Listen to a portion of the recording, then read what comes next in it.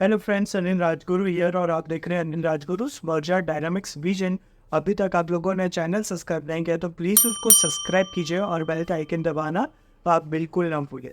आज जो सब्जेक्ट मैं आप लोगों के सामने लेके आया हूँ ये सब बहुत ही इंपॉर्टेंट सब्जेक्ट है। वो सब्जेक्ट ये है कि हमारा कर्तव्य, हमारा रिस्पॉन्सिबिलिटी कितना इम्पोर्टेंट प्ले करता है, और जो व्यक्ति अपना रिस्पॉन्सिबिलिटी बहुत सही तरीके से टाइम पे करता है तो उसको मदद करने के लिए ईश्वर भी हमेशा रेडी रहते हैं। तो ये कहानी के जरिए मैं आपको बताने वाला हूँ the importance of your responsibility, whether it is at your work place, whether it is at your personal or family life. You have to make sure you execute all your roles and responsibilities very nicely, accurately, with loyalty in this world. Friends, एक जंगल की हिरनी माँ बनने वाली थी, और जब उससे प्रसव पीड़ा शुरू हुई तो वो उसने बच्चे को जन्म देने के लिए अपने डिसीजन को ध्यान में रखते हुए, अपनी रिस्पॉन्सिबिलिटी को ध्यान में रखने के लिए उसने सोच लिया कि प्रसव पीड़ा हो गई है, एक सेम जगह पकड़ के मैं बच्चे को जन्म दूंगी। और यही सोच के वह आगे एक सेम जगह पे चली गई, और प्रसव पीड़ा की वजह से उसने बच्चे को जैसे ही जन्म देने वाली थी, उस हिरनी ने अपनी बाई तरफ देखा तो वहां पे एक शिकारी उसकी तरफ तीर से निशाना लगाए रेडी था, उसको अटैक करने, उसका शिकार करने के लिए। यह देखकर हिरनी बहुत ज्यादा घबरा गई। जब उसने अपनी दाई तरफ देखा तो देखा कि वहां पे एक बब्बर शेर उस पे हाथ लगाए उसका शिकार और उस पे हमला करने के लिए भी तैयार था। तो बाई तरफ उस हिरनी के शिकारी रेडी था उस पे निशाना और शिकार करने के लिए, और दाई तरफ बब्बर शेर उस पे हमला करके उसको खा जाने के लिए बहुत ज्यादा बेकरार था। ये सिचुएशन उस हिरनी के सामने थी, और इसमें आपको ध्यान में रखना होगा कि उसकी प्रसव पीड़ा चल ही रही थी। जब उसने अब पीछे मुड़ के देखा तो जंगल में आग लगी हुई थी, और ऊपर से बिजली जोर जोर से कड़क रहा था, गरज रहा था। और इसकी वजह से जब उसने सामने देखा तो सामने एक पानी की नदी थी, उसमें भी बहुत ज्यादा तूफान आया हुआ था। तो हिरनी चारों तरफ से एक ऐसी सिचुएशन, एक ऐसे सर्कमस्टांसिस में अटक गई थी, उसके पास चारा ही नहीं था कि वह क्या करे। हिरनी सोच विचार करने लगी कि अब क्या करे वो, या शिकारी का शिकार हो जाए या फिर शेर का खाना बन जाए, फिर से जंगल में जाए तो जंगल की आग से वह जल जाएगी, और पानी में उफान होने से वह नदी पार नहीं कर सकता, नदी उसको बहा देगा। यह बहुत ही दुविधा में हिरनी पड़ चुकी थी।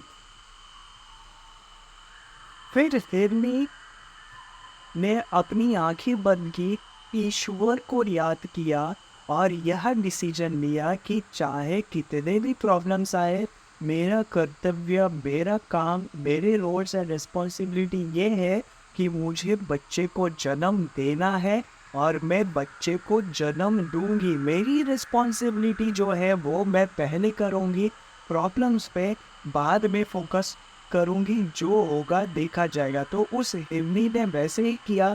प्रसव पीड़ा अपने अंतिम चरण पे था और उसने बच्चे को जन्म देना शुरू कर दिया। और जैसे ही हिरनी ने अपने बच्चे को जन्म देना शुरू किया, ऊपर जो बादल गरज रहे थे, बिजली जोर से गरजी, और इस गरज से बाईं तरफ जो शिकारी हिरनी पे निशाना ताने बैठा हुआ था, उसकी चमक से शिकारी की आंखें फूट गई और उसका निशाना चूक गया, और वह तीर जाके दाई तरफ जो शेर हिरनी को शिकार करने के लिए तैयार था, सीधा जाके उसको लग गया।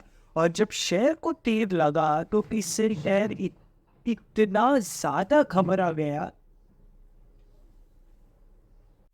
जब शेर को तीर लगा तो इससे वह इतना ज्यादा घबरा गया कि वह वहां से भाग गया।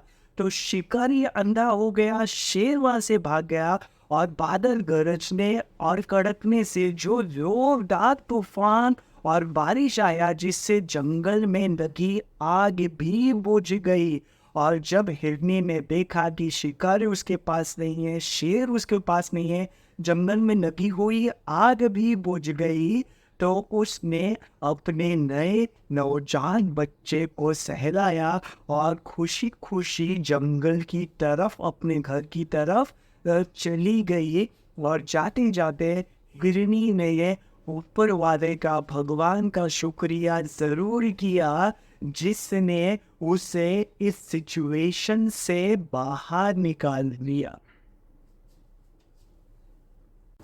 सो फ्रेंड्स, इससे हमें जो चीज सीखने को मिलती है वो ये है कि भले ही आप चारों तरफ से डिफिकल्ट सिचुएशन में हो गए हो, आपको लग रहा है कि कोई चारा नहीं है, उस कठिन परिस्थिति में भी आप अपना काम करना बिल्कुल बंद ना करें, अपने रिस्पॉन्सिबिलिटीज को पूरा करें, बिकॉज ईश्वर सिर्फ को टेस्ट करता है कि आप एक कमजोर पर्सनैलिटी के व्यक्ति हो या कठोर पर्सनैलिटी के व्यक्ति हो, जो अपने काम पे ही ज्यादा ध्यान देता, अपने कर्म को ही सबसे श्रेष्ठ बताता है। और ऐसे इंसान और ऐसे कर्म वाली व्यक्ति को मदद करने के लिए ईश्वर भी आ जाता है और चुटकी में सारे डिफिकल्ट सिचुएशंस को उसकी जिंदगी से यूं उड़ा देता है, because he has the power, he is the universal God and he can do everything for you.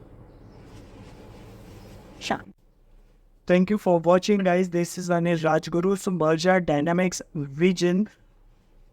अपने आप पे भरोसा कीजिए, ईश्वर पे भरोसा कीजिए और अपना काम करते जाइए। देखो कामयाबी कैसे नहीं मिलती है।